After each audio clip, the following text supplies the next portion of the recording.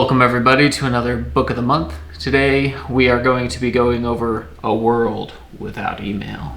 Boom, boom, boom. Yeah, we would love to have a world without email. Yeah, so this book is by Cal Newport and Greg.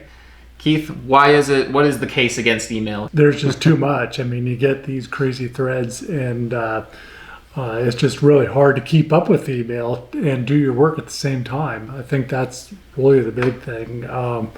It did have its purpose at one point in time. It was kind of like your to-do list, but anymore with the amount of email we get, it's pretty much useless, isn't it?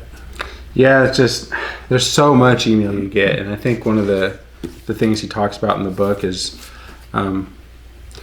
how email kind of reduces productivity. So it's a great tool, don't get me wrong, it's great to have it, but if you're constantly getting bombarded with emails and having to reply to them back and forth, you really lose a lot of time. And maybe it only takes a minute or two to send an email, but 20 emails, that's 40 minutes that you're losing, and you're doing that back and forth when sometimes it's easier just to do that in person.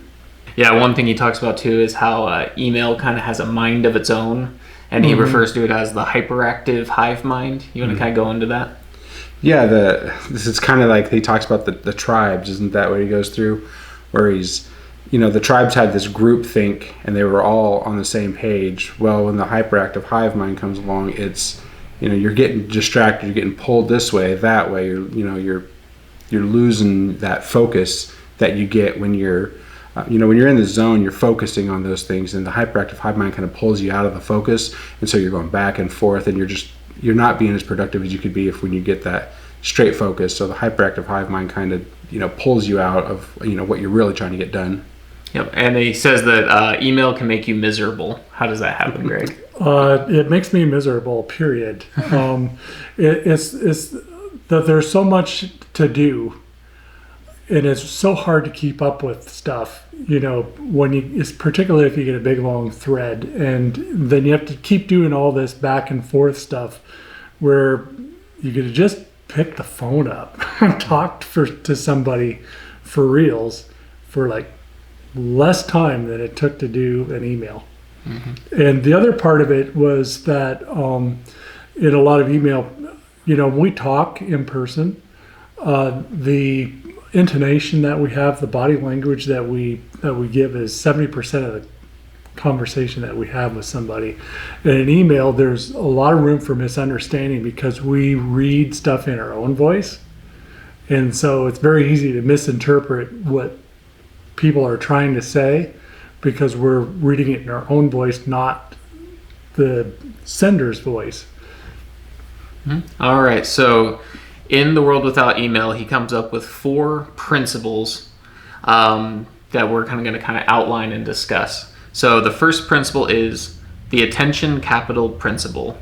The productivity of knowledge sector can be significantly increased if we identify workflows that better optimize the human's brain ability to sustainably add value to information. What does that mean, Keith? To me, that means, he's talking about using tools to, bring your attention together. So email is one of those things that kind of pulls you out of, focusing attention. Oh, I got to reply to this email. I got to check this email. I got to see if somebody sent me an email. He talks about using these tools, and there's lots of great technology out there that, reduces the time that you need to be sending emails.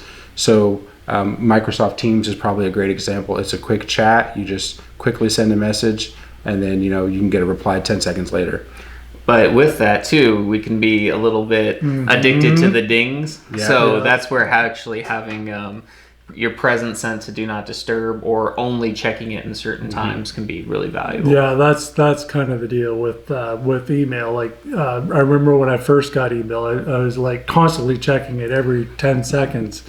Did I get an email? Did they reply? Did they ... It's it just really distracts you because you're trying to get your regular work done, but your brain is tuned into email. It's almost like the Facebook dings that you get. Mm-hmm. It's the same thing. And I think he talks about proper place and time for instant messaging as well, because it's kind of like email on steroids. Yeah, one of the things that stood out for me was he said from when email was first developed, productivity just like skyrocketed because you used to have all these internal memos and people having to type them up and read them. When email happened, it just removed the need for that and it just spread like wildfire. Well, then immediately it became almost overly used and then you became unproductive. And he had a stat where from like 1980 to 1989, companies spent over 100% more in technology, so on these email services and different stuff like that, but productivity only raised by like 2%. So, it had its place to remove, but then it just became its own thing, and that's that hyperactive hive mind. All right, principle number 2, the process principle. Introducing smart production processes to knowledge work can dramatically increase performance and make the world much less draining. AKA our ticket system. When people put stuff in our ticket system, that's where we live. I don't even look at my email other than, maybe once or twice a day, but my ticket system, I'm in there because everything that is actionable that we have to do goes into that ticket system, right? Exactly.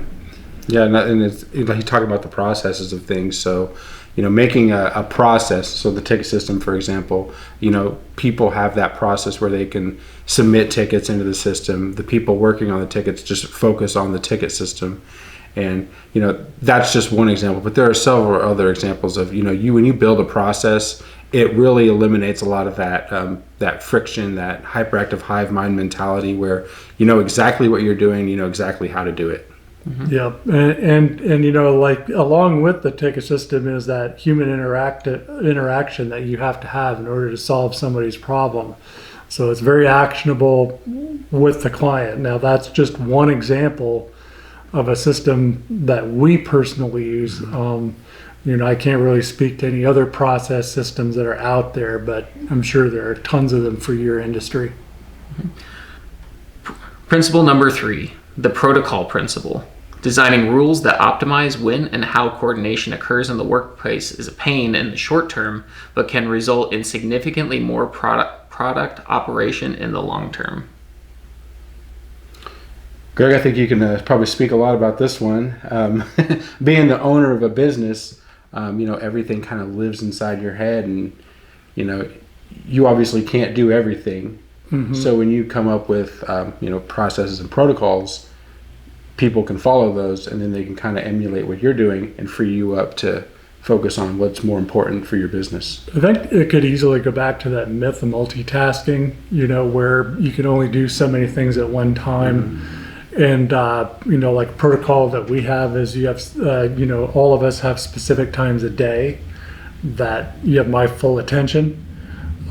We have protocol that first thing in the morning, the first hour we spend is our power hour.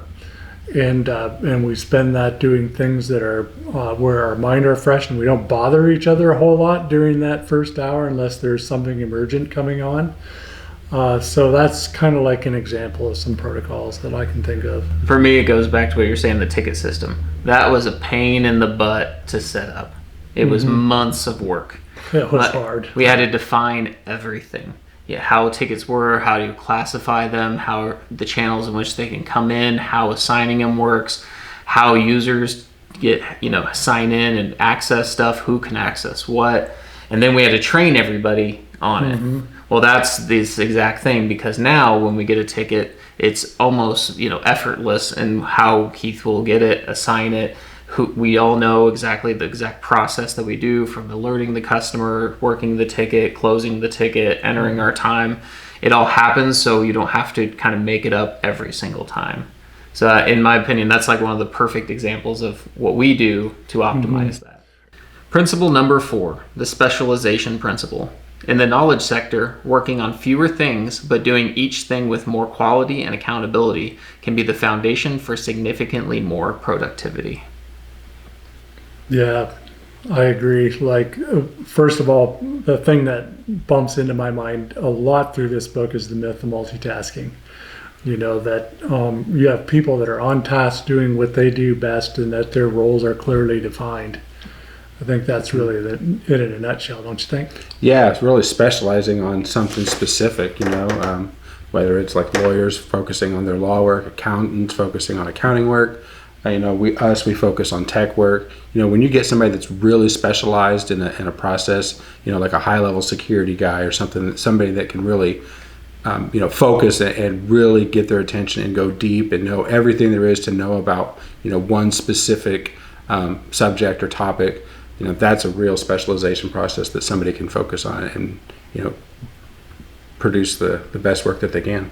Well, and you only have so much time in a day, especially in a work day, which is 1/3 of it generally. So with that, you want to make sure that you're getting the most out of the time that you have available. And if there's low value tasks, you can offload those to other people so you can focus on more, or have specific times a day that you focus on the low value tasks so you can batch them together and get them done a lot quicker, rather than, as the book puts out, constantly checking your email, which you're oftentimes just, shuffling papers equivalently rather than getting work done. So, being able to be more effective, do exactly what you do best is extremely powerful. So what is the biggest piece that you got from the book? For me, I like the processes were a great eye opener for the book, especially with the process principle, because so much of the stuff that we do is process driven, and for me to learn everything and process and the documentation of all that, that helps me out, because when then somebody else will come in, the process will already be defined. They can just review it and then they'll know exactly what to do. And it kind of goes back to the protocol where, if you can set something up, it might take you a long time in the beginning, but it'll save you a lot of time in the end. So the training time will go down. When a new hire comes in, they won't have to, go and learn everything. It'll take us a long time in the beginning, but when they do it, it won't take nearly as long. Yeah, mine was really the focus. You get so distracted with different emails and different messages, and you really can't lock in and get into flow state, especially if you're doing highly creative work or really critical thinking based work. So it's really nice, as you were saying, to set up certain processes so information that needs to get to you can get to you in a way that doesn't just pull you from whatever you're doing. And then ultimately you can be more effective. For me, it was the value of making sure that your email is a sacred place, so to speak.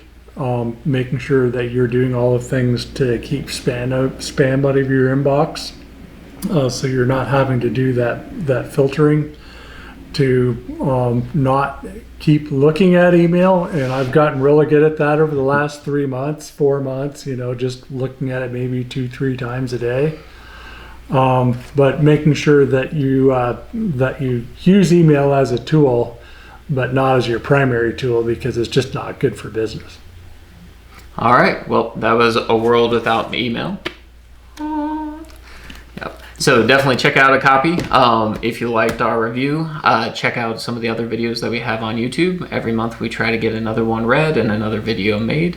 Make sure to follow us on Facebook as well, facebook.com/honorboundit, and check out our newly redesigned website, honorboundit.com. If you have any tech-related questions or issues, feel free to give us a call, 877-686-6642, or stop down to our office in 109 Norris Avenue in McCook, Nebraska. All right. Thank you, everyone, for joining us. Bye-bye. Bye.